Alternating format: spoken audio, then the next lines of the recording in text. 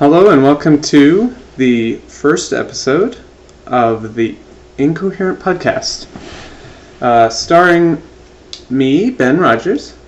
And me, Mark Russ. Yeah, so it's going to be Winnipeg-based. We're two Winnipeg-based people talking about technology, culture, innovation, funny stuff. Yeah. Things that happen in Winnipeg. Yeah. And yeah, we'll see how this goes. Yeah, it's very interesting. This is our first recording too, besides the sample recordings. Yes. So it might be a little awkward to start. Yeah, but it'll happen. Of course. So I guess we can start with what each of us do, where our history lies, maybe where we came from. Sure. Education-wise, or what have you? I immediately thought of a dirty joke. Yep. I was going to go all the way back to the beginning. No. So if you want to start. Sure.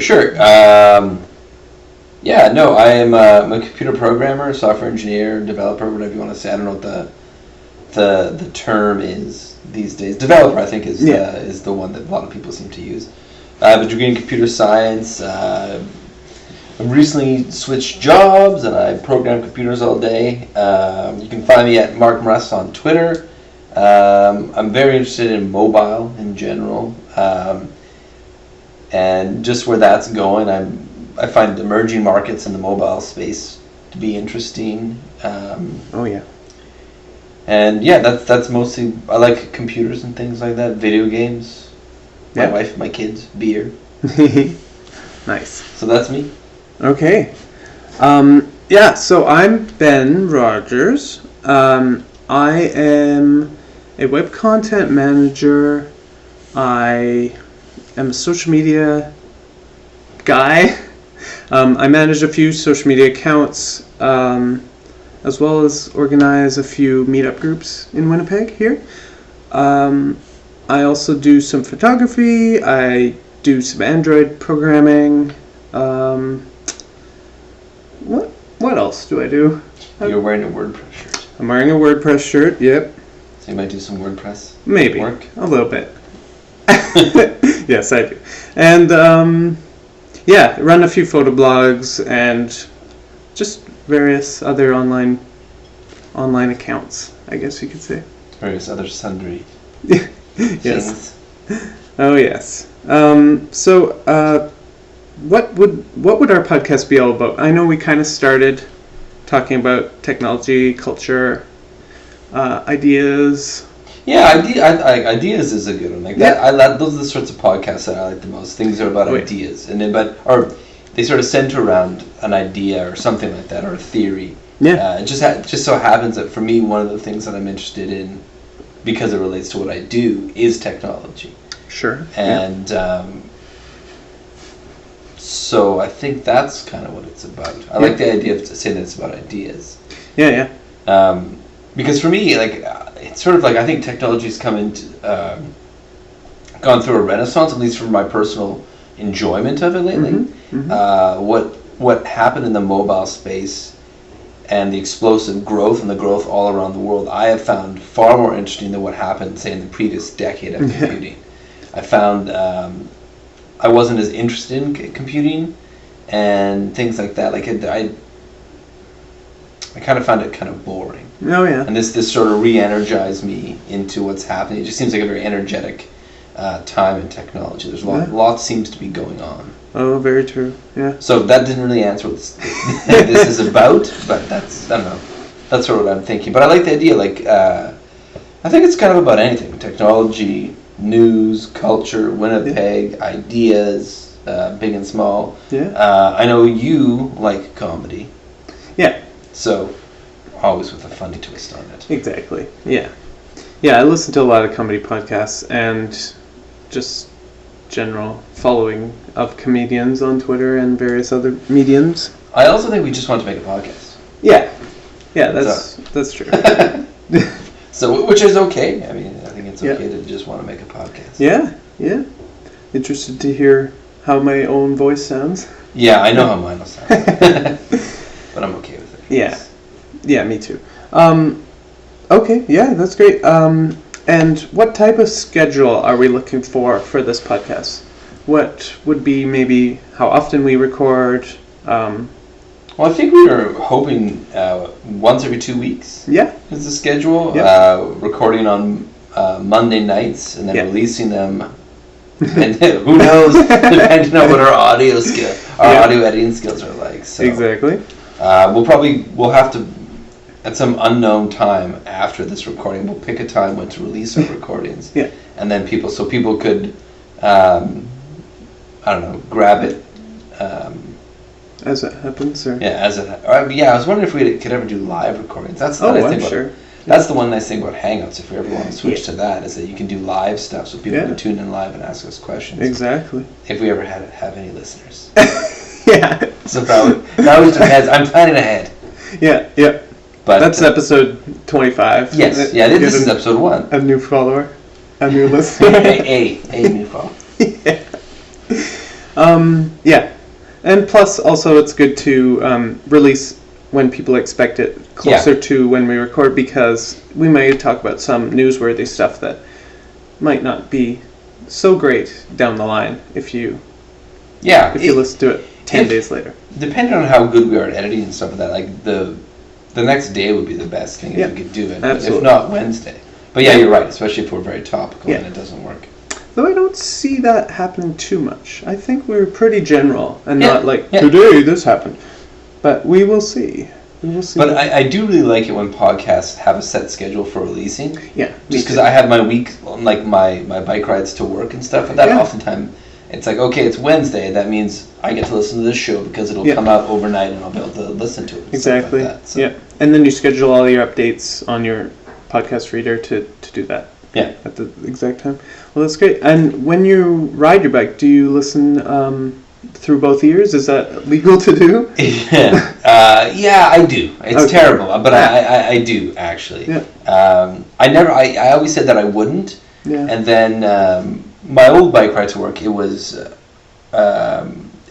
path, like a path through the woods. Oh yeah. So I felt fine wearing headphones. And then my new bike ride to work is kind of half path, half road. Oh yeah. So it's a little less safe, but I don't know. I still feel okay. I can hear the traffic. Yeah. So I don't listen at a volume that blocks out things, and they're not in the ear. So that's good. That's good. Yeah. So they're like the bone induction. No. They're just the app. I just have the Apple. So they're earbuds, but they're not the in the ear. Oh ones. yeah. Yeah. Because I have in the ear ones, but those just cancel out all the sound. Yeah. So, but these ones it's mostly just I hear a lot of cars. Oh yeah. So and I don't turn it up too much. So rest assured, Winnipeg, I can hear you. Hear you as you drive. Yeah. Yeah, that's great. And I have here also that we down the line we may invite some guests along for the ride, and pull from various mediums, I guess. Sure. Maybe some of my social media contacts, maybe some of yours. Sure. Contacts as well. So. Sure. Yeah. I mean, both local people, and then we could always do.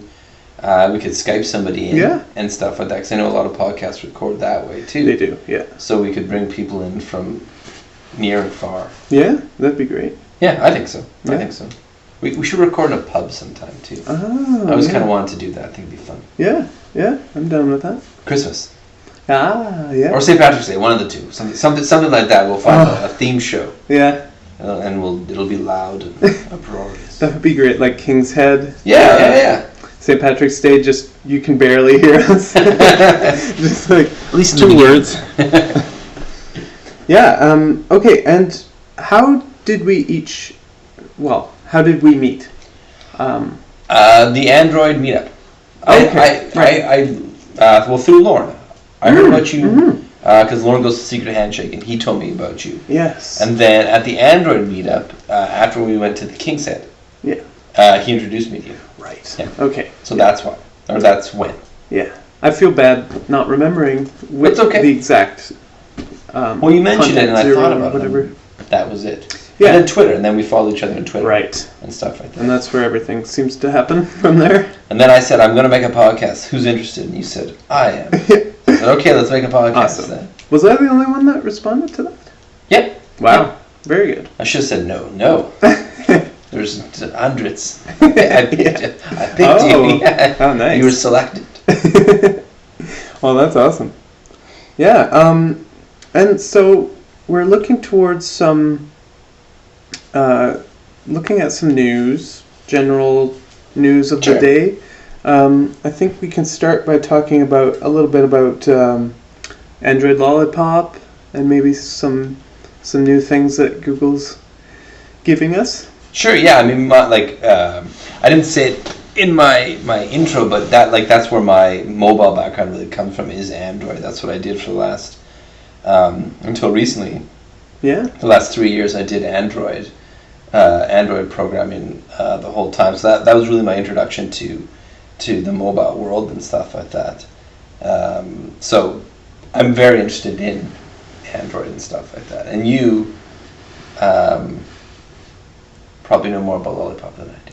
Yeah, I've been following it in the news, and I actually have running on my Android right now. Well, it's not Lollipop, but skin? it's a skin, yeah. So I can get used to it before it comes out. It seems to what I've been hearing is that it's rolling out, not the actual release because it's not out yet, but it seems as though more and more people that I follow on Twitter and Google Plus and stuff like that, they're running it already. Yeah. A lot of devs, the dev community has had I'm not sure if it's the SDK or if it's just like a pre-release. Well, they did right after they announced it, they had a version that you could run, but it wasn't very stable. No. Okay. So people were running it back then, but I've just seen a lot more people running it now again. Yeah. And you mentioned before that it might be on Cyanogen mod. That's true. Yeah. But there appears to be a lot more people running it now. Right. I like some of the things that I've seen about it. Yeah. Apparently the buttons, the buttons at the bottom, they're smaller now. Yes. Yeah, they're a little bit more minimalistic. More minimalistic? I mean, how much? If this is a round arrow, I guess some sort of home. Yeah. And 2 squares. How much more minimalistic? Well, they're even smaller. Yeah. So they're a little bubbly looking. Oh yeah. As from what I remember, I've just heard about it. I haven't actually looked at it. I've seen a lot of I went through a lot of what they have on the SDK site. Yeah. Because I don't do Android programming anymore full time, I haven't been going through the SDK and stuff like that as much as I would have before. But I went through the design section. Yeah. And one of the things I like that they're doing with the material design stuff is the animations. Yes. They're really, really nice. Yeah. Because, I mean, that's one place where Apple always, not just animations, but they're delightful. Yeah. I mean, that's a term that's overused in UX design and all those sorts of things, especially when it comes to mobile. But I found that Android, if you look at Gingerbread and stuff like that, it was not very delightful. No. Right? It was very, very bare bones and stuff like that. It reminds me of Windows 95 or something. It was very stark, very utilitarian. Yeah. Mm-hmm. And Apple did a really good job right out of the gate with that sort of just not just Apple though, the iOS developers as well did more attention, and I think that comes from OS X before. Yeah. If you compare what people used to do on OS 10, whatever, on OS 10, the way designers would design their apps compared to the way Windows developers would develop their apps, it was a big difference, right? And I think that carried forward into iOS. I agree. And Android maybe got all the Windows dudes or the Linux guys. Sure. Which I am, right? So I count myself in that group of dev designers or whatever. But I think Google's done a really, really good job. Maybe it's Mateus Duarte or I don't know what else happened, but making their stuff way more delightful. Oh yeah. I think maybe not. What was 3.0? Gingerbread? No, that was 2.3. Honeycomb? Honeycomb, not so delightful. No. But 4.0 and up has, like, I think they've come leaps and bounds. Oh yeah. In their just the overall design, the feel, and getting more and more apps to fall in line. Yes. The downside with Holo, though, is that so many apps look the same. They do, yeah. All the same menu, which is called a hamburger menu. Those 3 lines. It's out now, though. Yeah. Oh yeah. They don't like that anymore. No. Though, if you get the new Play Store, there's a really neat thing with hamburger menu that they have. Oh yeah? If you swipe, the hamburger, it spins around while separating itself and turns into an arrow. Really? And then it's really cool. Oh, that is cool. I mean, that's one of the things they have a lot in Lollipop is that the icons and stuff like that animate and things like that. That's cool. Yeah, it's really cool. I don't even know if I have the latest version of the Play You should try it. Let's see. I am actually I am your stereotypical Android user because I spend way less time in the Play Store than anybody on iOS does. I barely use it. It's like I install my apps, and then I'm like, okay, I'm good. For the most really? part. Because I'm in it all the time. It seems. Oh yeah, there does it. Yeah. Yeah. And if you slide from the left, and you slide slowly, it's really cool. That is really cool. They had this as an example on the designer thing. That's like, it's really nice, and that's the thing, right? Yeah. It's those sorts of touches that are, so, like, I don't know. It's not useless, but it's not utilitarianly useful. Yeah. But it provides something that I think Android was lacking for a long time. Yeah. So, because like you're like, oh, it's cool, and I'm like, oh yeah, it is neat. And I think it's that feeling that you get. I think that goes a long way to making the OS more interesting. Yeah. And more competitive. I don't know. Yeah, you're right, and it doesn't distract you too much either. No. There's some iOS animations that are very whoosh, whoosh, flashy in your face. Yeah. And some people with like heavy motion sickness actually it can jar them. They're like, really? Whoa, that screen flying at me like that. Yeah. Well, I know the parallax effect. That's one thing I don't like on iOS. Okay. Like with the home screen and stuff like that. Oh no. No, I don't know why I would want that on my phone. Yeah, that's a good point. And always having the gyro active and detecting you could only kill the battery faster. Mm-hmm. So that's another good thing. Yeah, heavy animation use can, because there's so many more screen refreshes, not the best for the battery in the long run, but it does look better when you're using it on the bus and people go, what is that? But maybe in the office you can switch it off. Yeah. And I was going to talk to you about just some of the new features, I guess, of the Lollipop. So there's, if you turn off your screen, you know how most Nexus phones, it kind of turns off like an old TV? Yes. The new one will actually fade away, and instead of just fading, it'll turn to grayscale too. Oh yeah. So that's a neat little, like XP. Remember it used to do that? Oh yeah. When you shut down, it would bring up that thing, and everything would in the back would fade to grayscale. Oh, I love that. Here's the thing about like, just to take it back to the whole UI thing. When I first saw that, when that XP did that, I was blown away. Oh yeah, me too. I was like, this is amazing. This is what something should do. I'm like, it tells you, it's like your stuff is shutting down, right? Yeah. The one thing I always loved about what they did with OS 10 and a lot of Linux distributions is they do sort of, like, forget about the animation and stuff like that, but when that thing comes up, like, do you really want to shut down? Yeah. They have a timer. No. So it's like, if you don't say yes or no within 60 seconds or 2 minutes or whatever it is, it'll shut down anyways. Oh, wow. Yeah, and I'm just like, that's handy. That is. Right? Because if you just say shut down and walk away, it'll still shut down. That's awesome. And it's also great if it's a managed, like, server or something, and you're just like, shut down. And then you don't have to, there was an error on the shut down or something. Wow, that's really cool. Yeah, I don't know. But yeah, I really like that grayscale thing, so maybe it'll be good. Yeah, sometimes I would try to shut down my XP and just watch it, and then I don't want to shut down. I just wanted to see the animation. Well, in the beginning, it was really cool. Yeah. Oh yeah. And it's neat how you take stuff like that for granted now. Yes. As opposed to then, you were like, "This is so amazing." Well, I was thinking about that because my brother, total sort of tangent, but my brother came over tonight after I took my son to skating lessons, and when he was over, he was telling me of a recent trip he went on, and I was thinking about when he went on a trip to China. I can't remember how long ago. Oh wow. 5 years ago, maybe 6 years ago, something like that, and he was telling me about how nice it was to eat out in China because of the, I guess maybe it was the dollar difference or whatever it was, but you could spend very little in China and eat really well, like eat at a fancy restaurant and stuff like that. And he was telling me about a really fancy restaurant that he went to in Beijing or wherever. Yeah. And it was so fancy that the serving staff had smartphones, and they would take your order on the smartphone. And when he told me at the time, I was like, whoa, that you could take an order on a phone?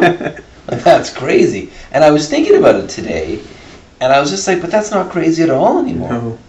If you went, like, you wouldn't even bat an eye if they took it. Nope. You'd be like, okay, whatever.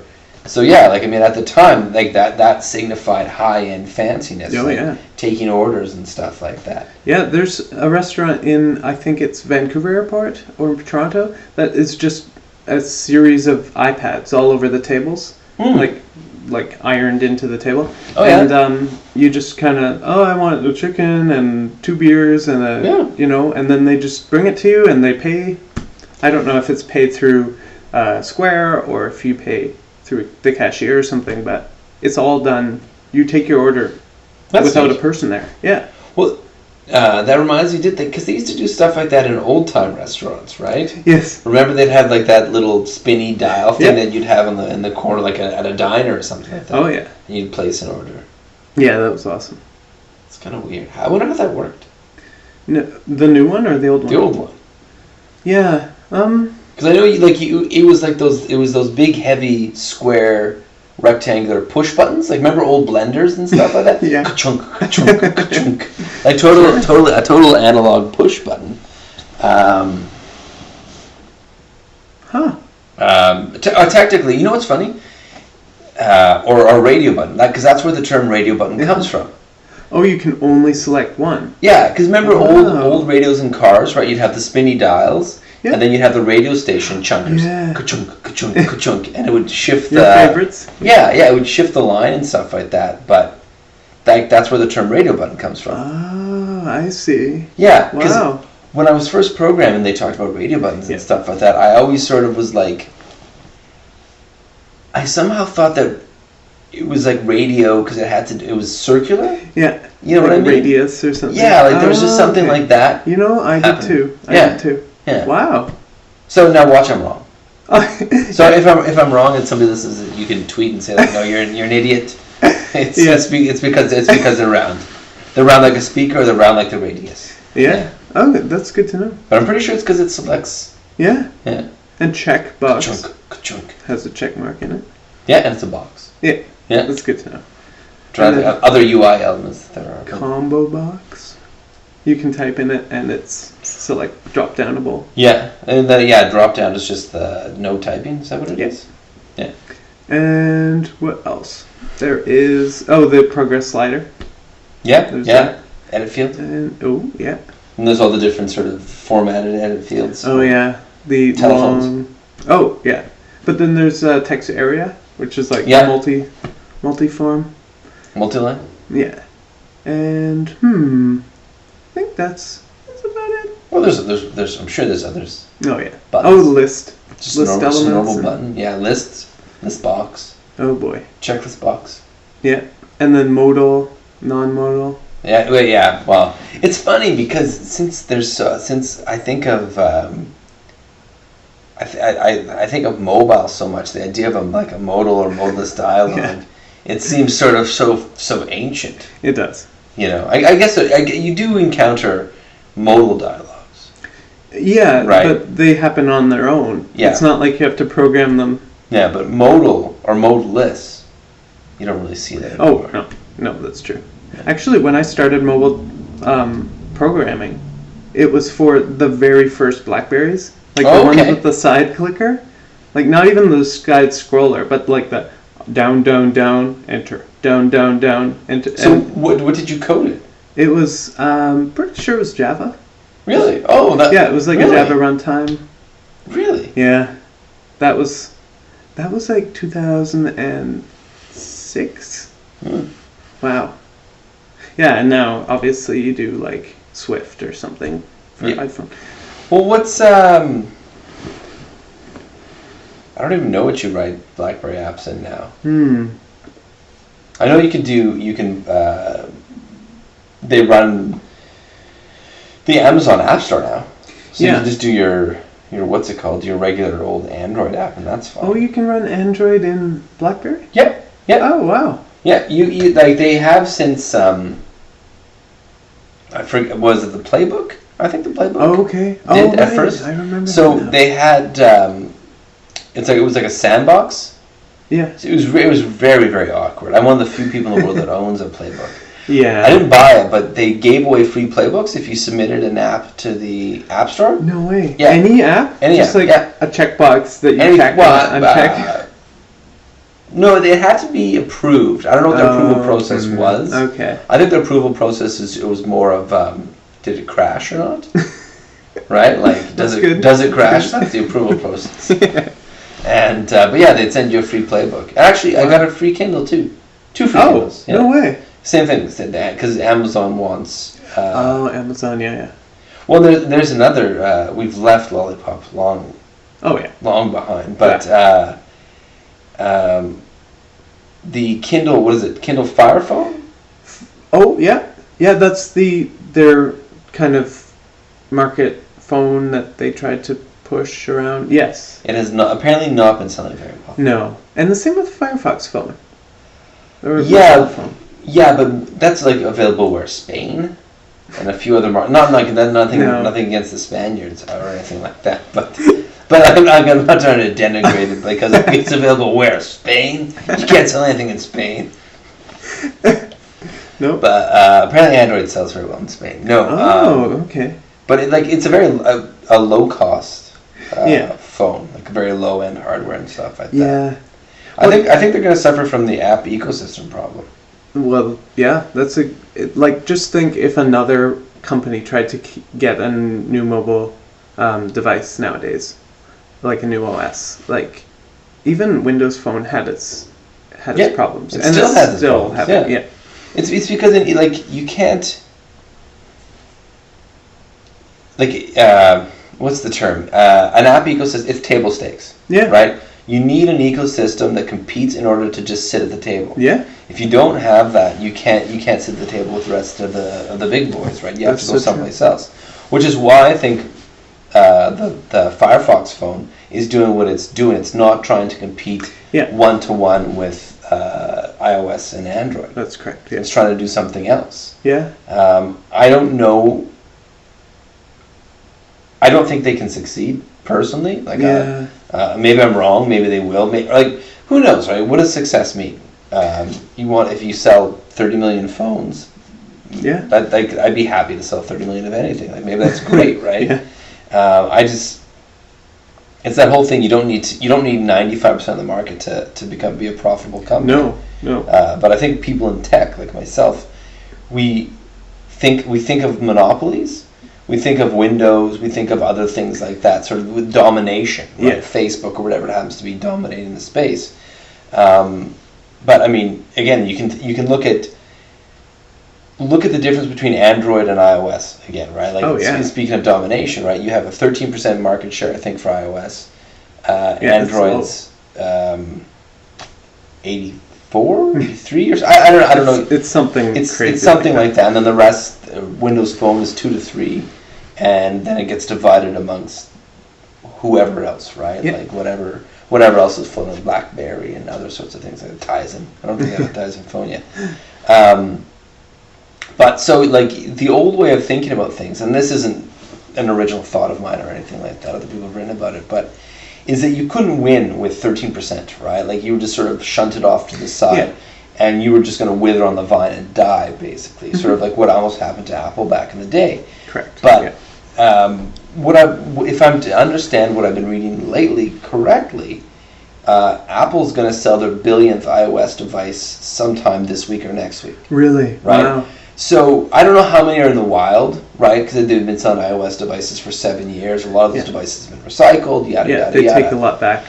But the way I understand is the numbers that they have there are more iOS devices in use right now than there were PCs in use when Microsoft released Windows 95.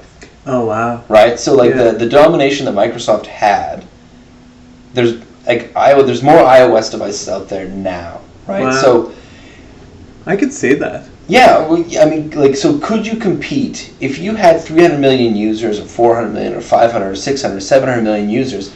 Even if you only have 13% of the actual users out there, you're still attractive enough, right? Oh yeah. Right, so it's not like back in the day. If you had 5%, you'd have a paltry amount of people, right? Here you have hundreds of millions of people. Yeah. So there's enough. There's enough users there. There is, yeah. That you can still make a go of it, even though your overall market percentage isn't that big. That's true. Yeah. Well, think of like the Google Chrome versus Opera versus Yes. Internet Explorer. Internet Explorer's just been dying. But in the past, they were at like 70% market share, and Chrome was like 1. Well, Chrome was 0 a few years ago. So look at what they did in that short Chrome's a great browser. Yeah. I think one of the biggest losers there is Firefox. Correct. Yeah. And it's funny because I loved Firefox for years, Me too. since back in Mozilla days and stuff like that. That's all I used for years. And it was just, I don't know what they did. I forget what, but it was just like I kept hearing about Chrome, Yeah. and I tried it and I was like, wow, Yeah. this is faster. Yeah. And then I just switched. I never looked back. That's the same with me. Yeah. I was still a Mozilla supporter well into the Chrome era. Okay. Because I had so many add-ons. Oh yeah. It's kind of like apps when you're. Why would I switch to Android when I have all these apps on iPhone? Yeah. But eventually you get just drawn to it. Yeah. And then you make do. Yeah. You're like, well, that old thing that could convert this to decimals and add this, convert my website and make it. That you look behind and you're like, I don't need that anymore. And I just love this new setup. Well, that reminds me of back in the day when you would, at least I would, right? When you were going to reformat your PC or whatever, you'd take all your old applications and you'd save them because they were so hard to get. Right? It took forever to download WinZip or whatever else you needed, right? So you'd shove them on, floppy disks or CD-ROMs or something like that for potential reuse in the future. And what always happened, at least to me, is that you found I don't really need that, right? So. Yeah, you go from, I need the data on this, to, well, it's in my cabinet if I need it, and it's the same data. And then down the line, wherever did that cabinet go, or wherever, Well, but in a weird way, it's actually a problem, though. I totally agree with you, right? Yeah. Because that's what everybody does. I need this document, right? And then you put it onto a document, you put it somewhere. Nowadays, you transfer it via USB or whatever, and it ends up in some folder on your hard drive called Old Computer. Yeah. Right? Because now you can store the contents. Now when you upgrade and stuff, that you can store the entire contents of your old computer in some minuscule folder that you transferred over, right? And it sits there, right, just in case. Old computer, right? Because you can't even be bothered to go through it and pick up what you want. You just zip it up and you just throw it. And but the problem is that there's an indexing issue. So back in the day, you took a lot of photos. Yeah. Or not a lot of photos, right? You took photos, 24 photos per camera roll, right? And you developed them, and there was only 24, and that camera roll probably lasted months for most people. Oh yeah. And they would end up in a photo album, and if they were bad, they'd be thrown away. Right? But nowadays... Yeah, Grandma has her eyes closed. Or, and those were useless photos or something like that. And if they were blurry or super shaky, they were just gone. Yeah. And when people first got digital cameras, they would delete those things. Oh, I don't want that one, delete it. But now nobody does. Why bother? I take 6 of a sunset. I'll use one in Flickr. Yes. Yeah. I'm still keeping the other 5. Yeah. You never do anything with them. So there's sort of an indexing issue that arises now because you have these photos that you've never looked at.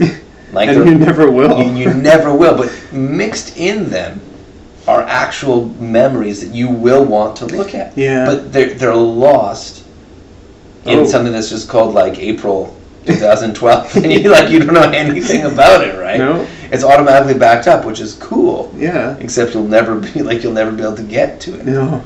And people have tried to solve ways around that through digital picture frames. Yeah, which I don't like digital picture frames at all. No, they're really flashy, actually. Like having them in the corner of your house, you keep looking at it like, whoa.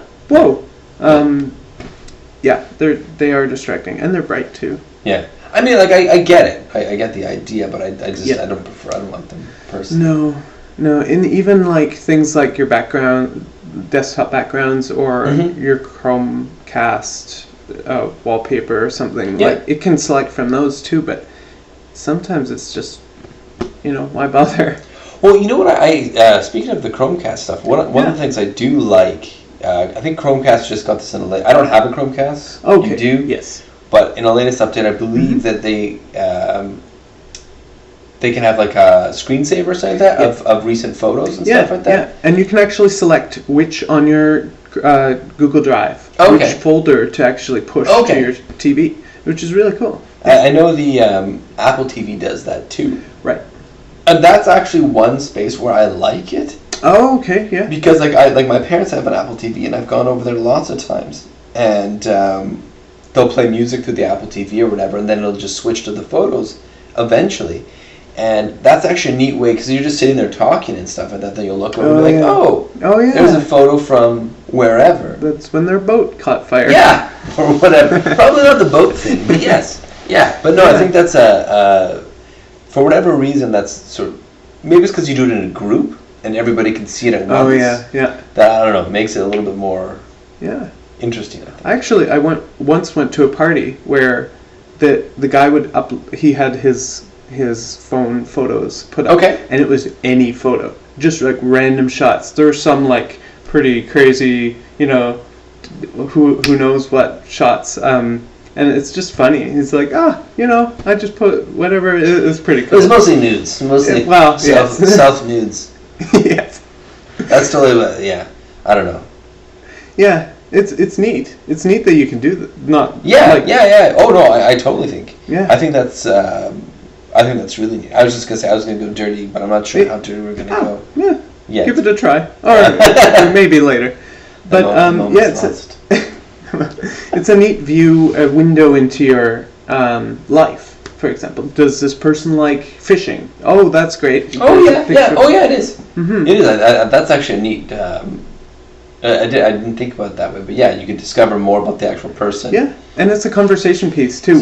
What type of fish did you catch there, or something like that? That's what we should do. We should make an app. It's a party app, and the way it is that everybody has to agree to it, and then it randomly selects 5 photos from your camera, or 5 photos from your phone, right? Oh yeah. Or 10, or whatever it happens to be. Like, does some sort of algorithm that picks picks pictures randomly. I could see this. You can play Cards Against Humanity on your phones on a Chromecast. Oh really? So I could see that happening. So that's the thing. So then you just be watching people like, what's that photo? Who is that?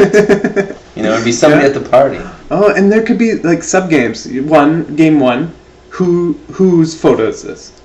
Yeah. So whose phone was it? Game number 2. When was this taken? Perhaps. And the person can't select their own photos though. No. Yeah. It has to be random. Yeah. Right. It has to be totally random. So it can be really embarrassing. Oh yeah, I like that. I do too. No one will.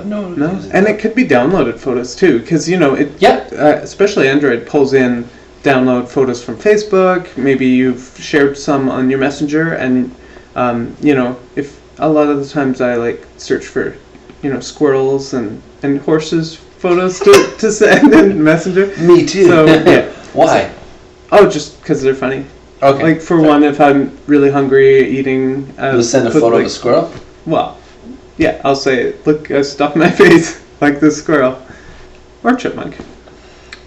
Yeah, I was looking at my photos the other day and I'm like, there's a lot of like strange animals. I'm really into squirrels. I did not know I was as into squirrels. No. And goats and, Goats? Yeah. My brother really likes goats. Yeah? It's his favorite animal. Oh yeah? They're kind of spooky. Yeah.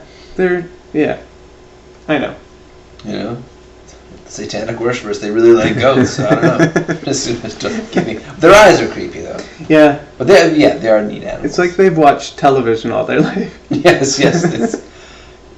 We were actually at a petting zoo the other day, and there's a goat that kept, according to my young nephew, kept headbutting him and stuff. Oh yes. Looking for food or just probably its thing? Yeah. Because I didn't go into that pen because I was holding my other young kid, but maybe they have some sort of food or something like that. Yeah. I don't know, or maybe he made it up too, right? I don't know. Oh yeah, kids these days, all the stories. You know what? Actually, that whole party thing reminded me of. Yeah. It reminded me of that thing I read. I'm pretty sure I read this. Maybe it was some other recollection, but it was the idea that somebody had a party. And what they did is they hooked up a series of cameras throughout the party. Yeah. And they would take pictures, and then the pictures would automatically be transferred to the TV, but it would be like a delay. Oh. So the pictures would be from like 4 seconds ago or 10 seconds ago or something like that. Yeah. But so imagine if you set up, I think this is what it was, but imagine if you set up like, 2 or 3 cameras around this room, right? And they would just sort of like, they would all take photos, and there'd be like a 4-second delay, and then they would appear on the... Yeah. So the TV would be 4 seconds or 10 seconds behind all the time. Sure. I don't see the attraction of that, actually. I just think it'd be funny, right? Because like, what if there's a camera in your kitchen, and then we're over here, and then you would see what's happening in the kitchen 4 seconds ago. Oh, okay. Yeah, I think it'd be a neat thing to plan for a party. I don't know why, but I'm intrigued by that. It reminds me of the other day I was watching a newscast on the sports or something like that, and he was interviewing someone, and then on the big screen, like the Jumbotron, it showed them, but it was way delayed. Yeah. So there's the announcers talking, but in the background you can see the football player or whatever it was talking. It was really strange. I guess network delay, that is. Oh, probably. There's probably some sort of delay there. Yeah. That makes sense. You watching the World Series or anything like that? I do not watch sports in general. That's true, me neither. I kind of pay attention to some games every now and again. Baseball? Just games in general? Games, well, mostly just Jets. I kind of try to, what was the final score? Oh, okay. Yeah, I like Google Play for that, actually. Yeah. I like Google Play. Not Google Play. Google Now. Yeah. Google Now and Twitter. Yeah. Right? Because they tell me, like, the Jets won or the Jets lost. I say, okay. Right? Because it'll come up sometimes. So, like, I'll be somewhere and I'll know that somebody's sort of sporty. They'll talk to me about the Jets. And I'll be like, oh, yeah, they lost to, Tampa Bay or somebody like that. I actually have it programmed onto my phone onto my watch. Your Pebble watch for Pebble. those listening. Yes, and it's through If This Then That. Yeah, I downloaded that, but I couldn't get into it. Okay, I'm too lazy. I have so many recipes going. I program all day. I don't know. Yeah. It's like I'm too tired to program when I get home. I know. Yeah, it's dangerous though. Not dangerous for a person, but it's dangerous because you're like, I can do so many things with this. But I think that depends on your personality. I think you like that sort of stuff. Yeah, I think you enjoy the automation. Yeah. Sort of like it's like it's an impulse. I think that's a little different from just straight programming. It's kind of like a maker, hacker sort of. Impulse, I think. Oh yeah. Right. Whereas for me, I'm a programmer, and that's kind of what I do. But there's a certain part that I'm not. I don't get off on certain parts of it all that much. Right. In a non-dirty. Way. Yeah. Yeah, that's true. Like everything on my phone is automated. It seems through Tasker or If This and That. Do they overlap, Tasker and if then? They do. They communicate with each other. Oh yeah. Yeah. So you just do an infinite loop back and forth, Yeah. just all day automation. Oh, that would be interesting. But yeah, lights turning on and off, and heat going on and off, and What do you use for your thermostat? a Honeywell. Oh right, yeah, you mentioned that. You mentioned that. Although yeah. people that listen wouldn't know. Uh-oh. Have you thought to getting a Nest? I did, and it especially popped out at me, I guess, with the Google acquisition. Yeah.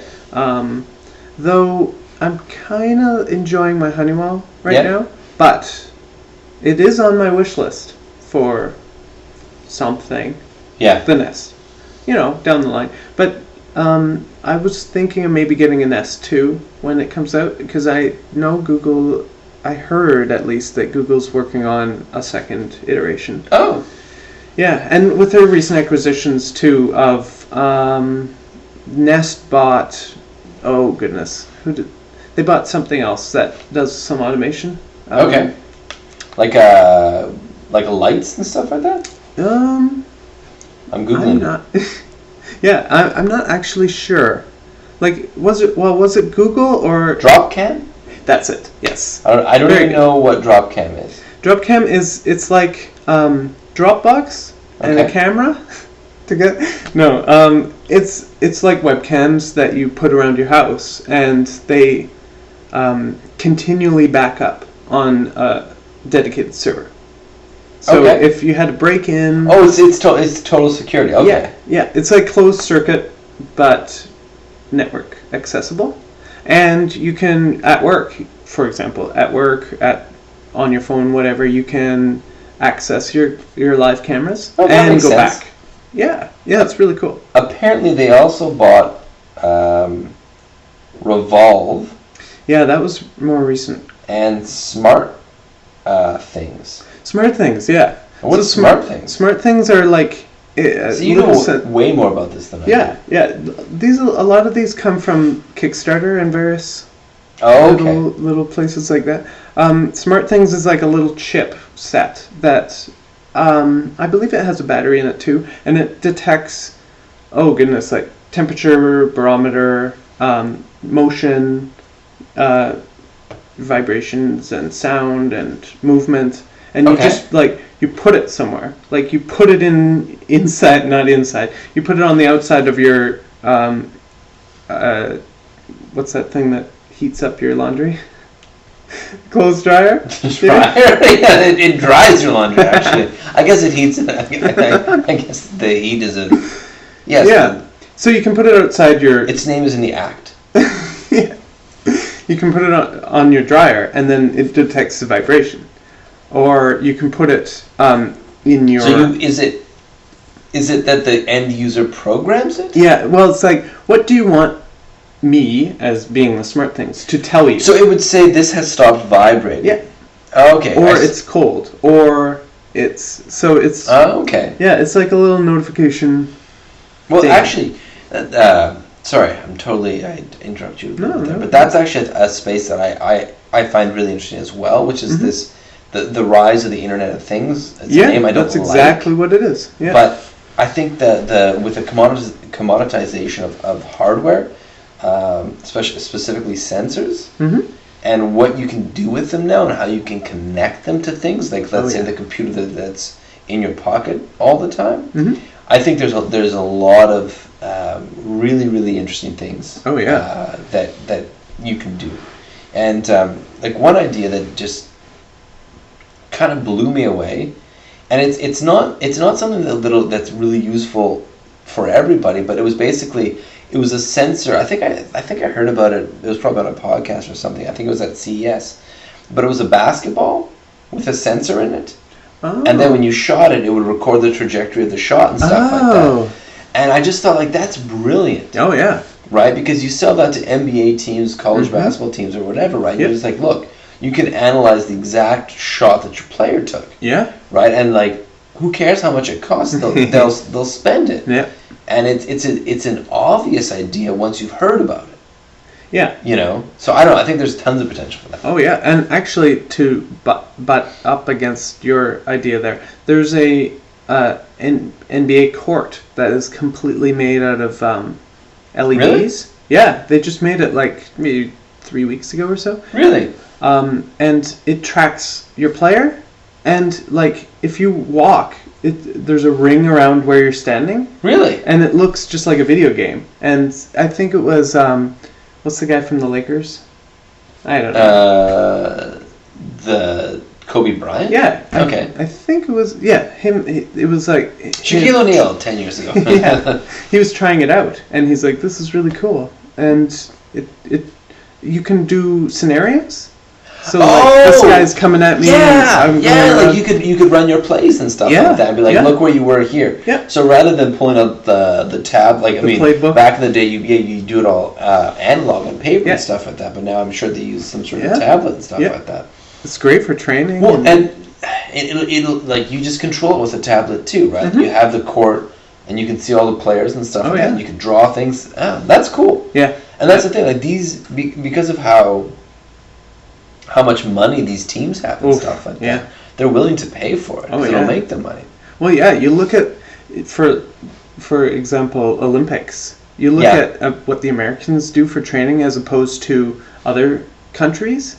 Although some other countries are very advanced too. But you never would I think that rowing would have this crazy contraption that they're forcing their way through, or like there are some sports have really intense training with technology and all this that you never would have thought of. No, I mean, because it's cheaper and cheaper. Yeah. Right? Like the way you can get stuff made and stuff like that, it's all so cheap. Oh, yeah. So I don't know, and then I guess there's prestige and stuff like that that's associated with the Olympics, and I don't know, people, I don't know, it's cool. Yeah. But I think there's a lot of room for innovation in the Internet of Things, though. Oh yeah. And I think what I think is neat about it too is that I think there's, because not just because of Kickstarter, but because of things like Kickstarter and stuff, I think there's room for individuals to enter that space. Yeah. Whereas before, how would you have ever gotten anything sourced, from China or wherever? How would you have made something that talked to something? Oh. Right? Like you just couldn't have done it 10 years ago. But now you can, with a couple $100,000, which is still hard to come by, right? It's still hard to put together something like that. Yep. But you can get something made that does get hardware made, right? We're not talking about software, hardware made that can do amazing things. Yeah. Right? I don't know. I think there's lots and lots of interesting things that will come there. I mean, I don't know. What do you feel, or how do we're almost at an hour, so maybe this will be the last thing that we talk about. Sure. But where are you? You have a Pebble. Yes. You bought it after the Kickstarter. So you're not an OG, but where are you in terms of wearable computing? Where do you stand? I think it's the next thing for the consumer, for sure. Now, not so much Google Glass, although it's that, in the future would be amazing. Yeah. But, pare it down. Have you ever tried them? I haven't. No, me neither. So maybe it's a whole new ballgame when you actually try it. But as for watches, I feel naked without wearing my Pebble. Yeah, because I'm so used to getting a text and just reading it on your watch instead. Were you a watch guy before? I was. I always I'm a runner. Okay. So I always used to wear analog or digital watch to do that. So I would time myself for cutting the grass, for example. I would time myself, obviously, for all the runs. But I did used to wear a digital watch all the time. So it's not like a brand new thing to me. But now, do you use a GPS watch when you run?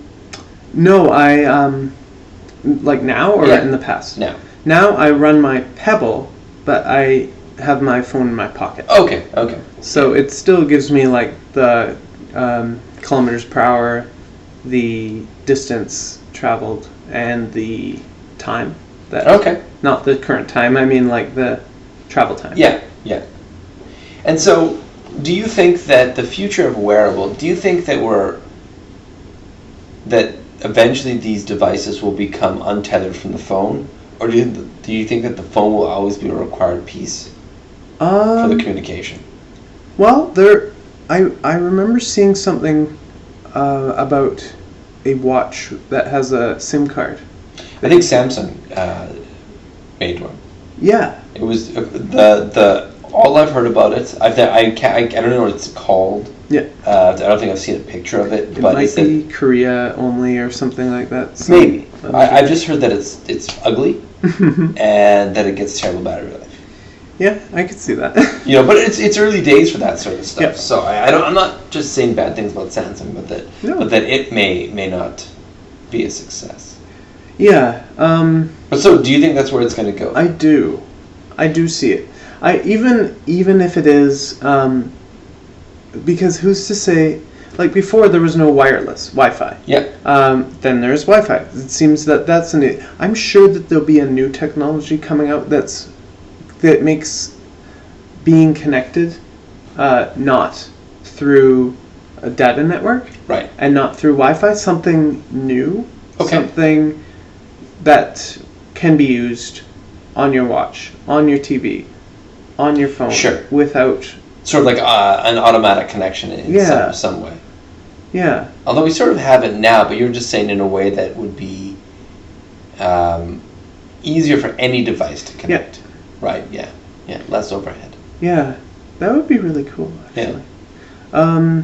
So, no, I do see it being a thing in the future. And with Apple's introduction to wearable being the Apple Watch, that's the official name, right? Yeah. It seems like they took what Samsung made in the Samsung Gear and just polished it a little bit better. Yeah. Made everything a little bit flashier, and the little details around the strap. And just the general appearance. It's the best looking smartwatch out there. Right?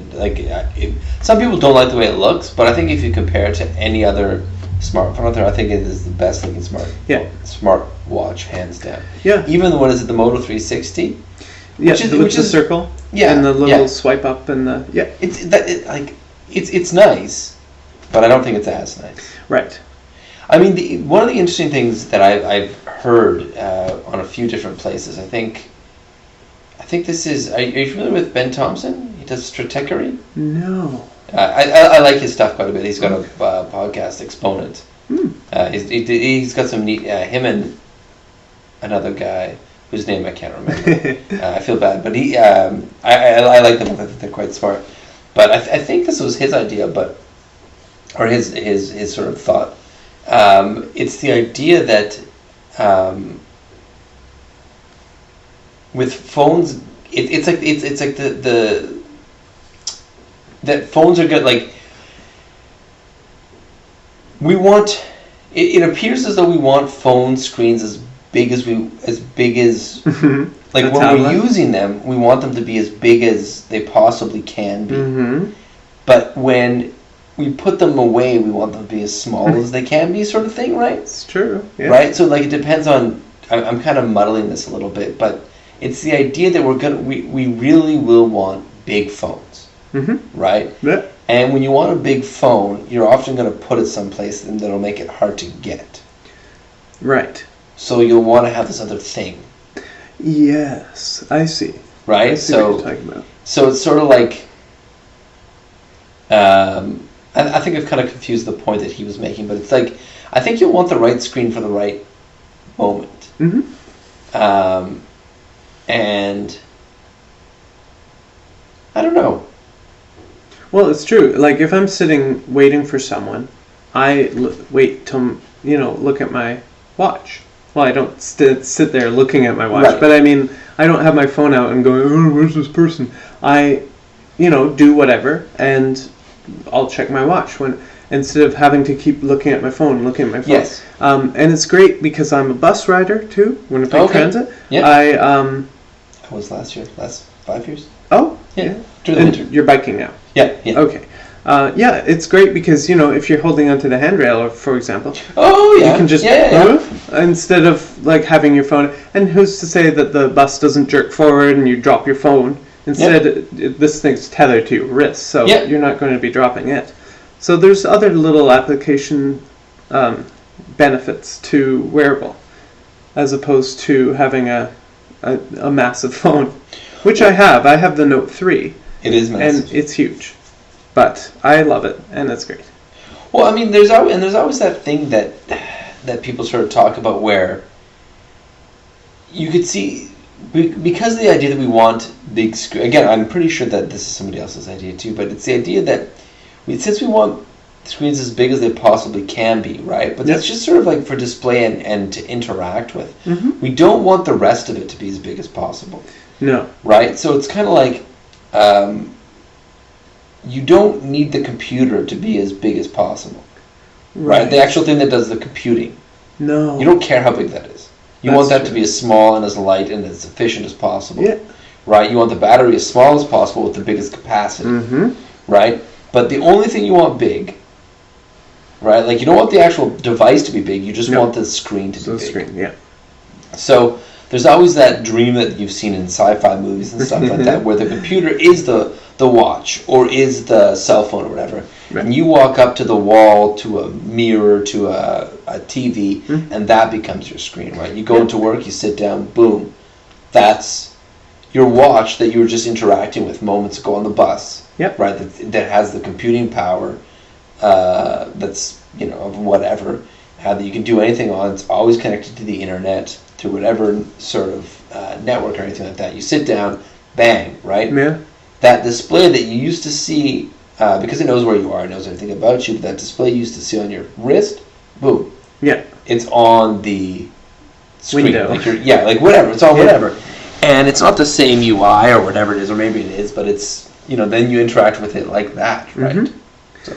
Yeah, and that was an idea I had a few years ago, is get rid of the phone having the CPU in it, and have like a centralized CPU that just pushes data to your phone. Sure.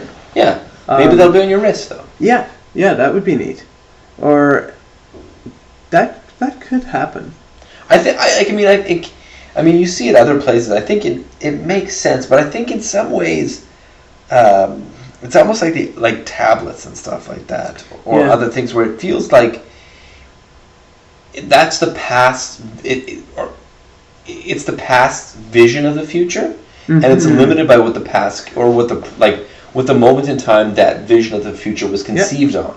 Right. So it's by definition, it's like the future is just like today, but just kind of different. Yeah. Right. So it's like you go back and you look at things like where they predict what the future is going to look like in the 50s and stuff like that, and it just looks like it looks like the 50s, but with floating cars. Like, you know what I mean? Like, it's just a better typewriter. Like, that's the best they could conceive of. So you watch something. True. You watch something like the original Aliens movie, right? Because I hadn't seen the original Aliens movie. Oh no. No. So you saw the second one? No, I hadn't seen none of them. Sorry. Okay. I hadn't seen any of them, and so that sort of offended some people that were really big fans of it. So they gave it to me so I could watch it, and I watched it and I was like, oh, like, it's neat. And there's this one scene where the ship captain or whatever, he's in the control room, and he's interacting. I'm pretty sure I'm talking about Aliens here, and he's interacting with like various screens to do things, right? But they're all monochrome screens with them. There's like, and they're all about the green screen. Yeah, they're about 6 inches big. And that's like the craziest future we could imagine, is a series of 6 inch screens. Like, we couldn't even, back in the day, nobody could conceive that the screens would be bigger. No. Right? Or they would show pictures or color, right? Like, we just like, boom, like, we don't. It would just be, or look at Star Trek. It's all flashing lights. Yeah. There's no display except for the big monitor. No. Right. And actually, in that Aliens, he's in a room that's just a computer, and he's interacting with these these tiny little things. So I think that's what a tablet kind of feels like to me. Like, I like my tablet a lot, but it feels like just sort of a limited view of the future. Yeah. Right? And I think I can't remember why I started talking about this. Well, actually, I just said, yeah, me too, to the tablet. I have a tablet. I rarely use it. It's because you have a big phone. Yes. Right? So I think, again, I'm stealing all ideas from other podcasts and stuff like that. But it's like, if you think about things in terms of jobs to be done or whatever it happens to be, I think you get to a point where your big phone does almost all the jobs that your tablet does. Yeah. And your big phone happens to be in your pocket all the time. It's true. Your tablet, it's a few inches bigger. Yeah. There's a few things a little better. It's actually in the other room. Yeah. Right? And maybe it doesn't do SMS. No. So if you want to do SMS at the same time, you're going to have both anyways. So why bother getting up and going to the other room to get it? Or you have something like push bullet. Oh, yeah. But they both have to be on. Yeah. You have to have battery in your phone to be able to send so it doesn't just die. And it can't be in airplane mode because you're right. You do need both. Yeah. Even if you are, I'm only using the tablet, it still communicates through your phone, which is a little cumbersome.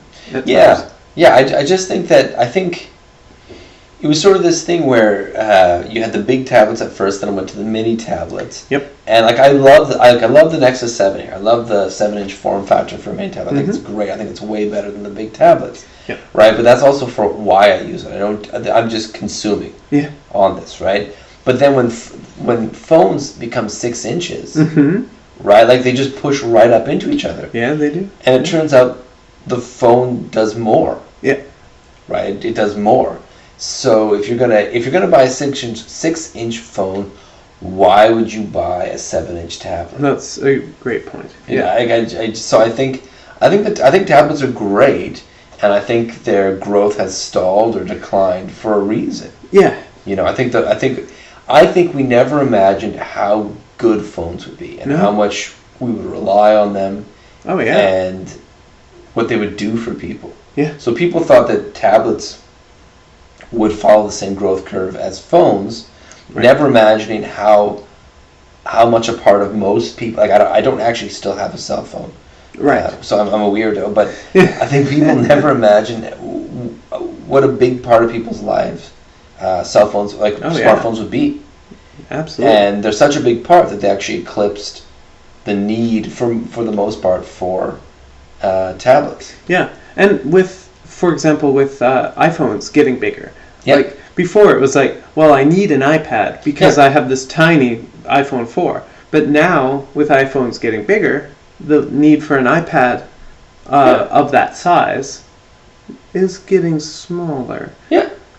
Well, and they're also they're family devices too, right? Your family or your household or your cat. Yeah, or your cat, perhaps a cat. You have a tablet, but you don't have a tablet for every person in the house. No. But if you have a house with 2 parents, a bunch of teenage kids, they're all going to have a smartphone. Yeah. Every single person will have one. That's right. With a shared tablet, perhaps. Yeah. Maybe 2. And you think of us, like I didn't have a cell phone until I was 20. Oh, kids! I see kids at the park with cell phones all the time. It's crazy. It's crazy. Yeah, and ours, like when I was 20, my cell phone was the push button one. Like a candy bar Nokia. Yeah, no texting. Like it was just phone only. Well, I remember like sort of the idea when like texting came about. Yeah. Like was invented or whatever it is. You know, and you had to hit like 111. 222 to spell out your word and stuff like that. Yeah, T9, let's go. Is that what it is? Texting? Yeah. Though I don't want to sound like Grandpa Rogers or anything, but like that's true. That's what our kind of entry into mobile computing was. And for people nowadays, like they get it at birth with an iPad. Sure. Mine was a tin can on a string. Yeah.